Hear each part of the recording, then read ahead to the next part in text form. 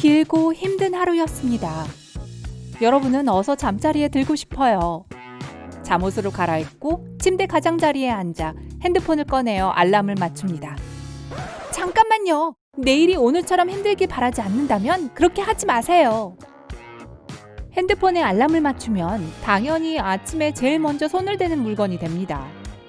전화기가 인터넷 연결이 없는 90년대식이 아닌 이상 인터넷 검색을 할 가능성이 높아요. 침대에서 일어나기도 전에 전화기에 손을 대는 것으로 하루를 시작하면 일상이 혼란에 빠지고 정신도 혼란스러워집니다. 인터넷을 검색할 때 우리는 많은 정보를 두뇌에 넣습니다. 우리 뇌는 입력되는 정보들을 즉시 처리하고 반응하기 시작해요. 어떤 뉴스는 우리에게 즐거움을 가져다 줄 수도 있지만 어떤 뉴스는 우리를 슬프고 걱정하게 만들 수도 있습니다. 하지만 어느 쪽이든 스트레스를 일으킵니다. 낮에는 이런 정보의 홍수에 몸과 마음이 대비된 상태이지만 이른 시간에는 매우 취약합니다. 아침 일상이 하루 종일 여러분의 기분에 영향을 미친다는 것은 오래전에 증명되었습니다. 그래서 만약 많은 새로운 정보로 하루를 시작한다면 모든 것을 운에 맡기는 셈이 됩니다. 일반적으로 좋은 소식이라면 괜찮겠지만 뭔가 잘못된 일이 생기면 기분과 생산성을 떨어뜨릴 수도 있습니다. 인터넷 검색은 또한 시간을 낭비하는 나쁜 버릇입니다. 피드를 내리면서 조금 더 누워있는 것보다 더 좋은 게 뭐가 있을까요? 조금만 더 보고 이런 벌써 늦었군요. 제 시간에 일어났지만 전화기를 들여다보다가 또 허둥지둥 서두르고 기분만 망쳐버리게 될 가능성이 큽니다.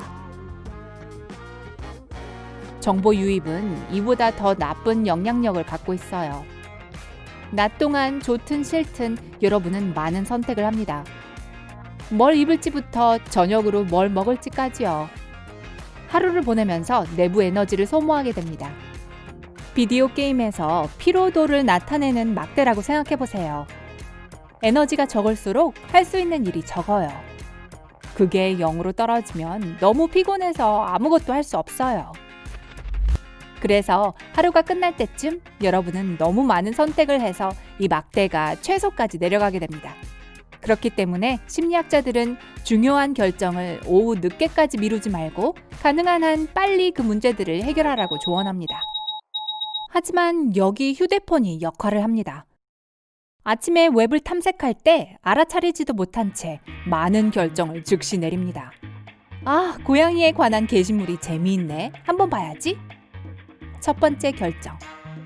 우와, 제 사돈의 팔촌이 결혼한다네. 축하해야겠어. 두 번째 결정. 이런, 좋아하는 빵집으로 가는 길에 차가 막혔어. 다른 길을 찾아야겠어. 세 번째 결정. 이 모든 것이 평소보다 훨씬 빨리 에너지를 고갈시켜서 낮 동안 훨씬 빨리 피곤해집니다. 이로 인해 피곤해지고 생산성이 저하돼서 점심시간과 퇴근 시간을 손꼽아 기다리게 됩니다. 그러므로 휴대폰을 침대에서 멀리하고 밤에는 모든 알림을 끄세요. 더 좋은 방법은 와이파이와 모바일 연결을 모두 끄는 것입니다. 이렇게 하면 네트워크 알림이 전혀 표시되지 않습니다. 손가락만 까딱하면 쉽게 다시 켤 수 있지만 여전히 추가적인 과정이 있으면 아침에 다시 켜고 싶지 않을 거예요. 잠자는 동안 휴대폰 음소거를 하는 것도 좋은 생각이에요. 만약 밤중에 기다린 전화가 없다면 모든 소리와 진동을 끄세요. 그렇지 않으면 새 신용카드를 신청하라고 하거나 여론조사에 응답하도록 요청하는 은행이나 상점에서 걸려온 광고 전화 때문에 잠에서 깰 수 있습니다. 반면에 휴대폰은 잠을 더 깊이 잘 수 있도록 도움을 줄 수 있어요. 과학자들은 모든 불을 끄고 완전한 침묵 속에서 자는 것이 최선이라고 말하지만 어떤 사람들은 달콤한 꿈나라로 가기 전에 편안한 소리를 듣는 것을 좋아해요. 그렇다면 ASMR이나 기분 좋은 단조로운 소리, 빗소리나 파도 소리를 들려주는 특별한 앱을 설치하세요. 알림을 끄고 걸려오는 전화를 차단하는 것을 잊지 마세요. 그렇지 않으면 잠이 들려는 순간에 깜짝 놀라서 불쾌할 수 있어요. 스마트폰과 함께 잠이 드는 것은 어려울 수 있습니다. 스마트폰의 화면에 블루라이트가 멜라토닌 수치에 혼동을 일으켜 잠에서 깨게 만듭니다. 멜라토닌은 수면 호르몬으로 몸이 피곤해지고 잠이 들기 시작하면 분비되기 시작합니다. 하지만 자기 전에 마지막으로 한 번만 웹 검색을 해봐야겠죠? 스마트폰을 치운 후 몸이 잠들도록 하려면 야간 모드를 켭니다. 화면 색을 더 따뜻한 계열로 바꾸어 블루라이트를 최소화할 수 있어요. 이렇게 하면 밤에 화면을 보는 것이 더 기분도 좋고 이후에도 안절부절 못하지 않을 거예요. 대부분의 휴대전화는 이 기능이 내장되어 있지만 만약 그렇지 않다면 적어도 눈 보호 모드를 켜세요. 비슷한 기능입니다. 유일한 차이점은 색조입니다. 야간 모드가 더 깊고 따뜻한 색입니다. 효과를 더욱 좋게 하려면 사용 중인 앱에서 야간 모드를 켭니다.